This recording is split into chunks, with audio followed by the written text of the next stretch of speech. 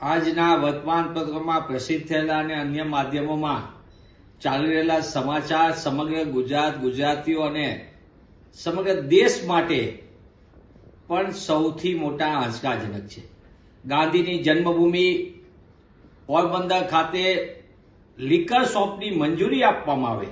તેવા જે સમાચાર માધ્યમોમાં પ્રસિદ્ધ થયા એ સમાચાર જ આપણને સૌને ચોંકાવી દે છે.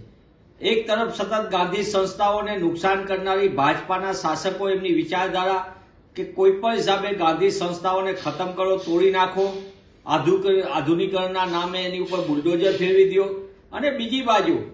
ગાંધી વિચારની જેટલી સંસ્થાઓ હોય બીજી પણ એને પણ કઈ રીતે અટકાવી શકાય, રોકી શકાય અથવા ખલાસ કરી શકાય તેવું સતત ચાલતી પ્રવૃત્તિમાં વધુ એક બાબત એવી છે કે ગાંધીની જન્મભૂમિ ઉપર પોરબંદર ખાતે જો લિકર શોપની મંજૂરી આપવાના સમાચાર, મને એમ લાગે છે કે આ એ વિચારધારાના લોકો જે એક સમયે જેમને નાથુરામ ગોડસે ગાંધીની હત્યા કરી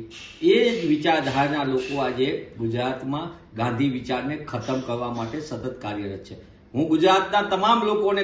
વિનંતી કરવા માંગુ છું, આ પક્ષાપક્ષીથી ઉપર થાવ. ગાંધી સરદારનું ગુજરાત એની ઓળખ વિશ્વ આખામાં છે. ગાંધીના ગુજરાત તરીકે ઓળખાય અને ભારત દેશ પણ ગાંધી તરીકે ઓળખાય. વિશ્વમાં નમન કરનારા લોકો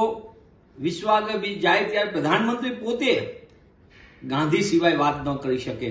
અને વિશ્વ આખું જે ગાંધી વિચાર ઉપર આગળ વધતું હોય તેવા સંજોગોમાં ગુજરાતના શાસકો જે રીતના પગલાં ભરી રહ્યા છે એ કેટલે અંશે વ્યાજબી છે. ત્યારે પ્રધાનમંત્રી શ્રી, આજ આપ ગાંધી સરદારના ગુજરાતમાં આવ્યા છો, આપ ખુદ જાહેરાત કરો કે આવી કોઈ પણ પ્રકારના સમાચાર એ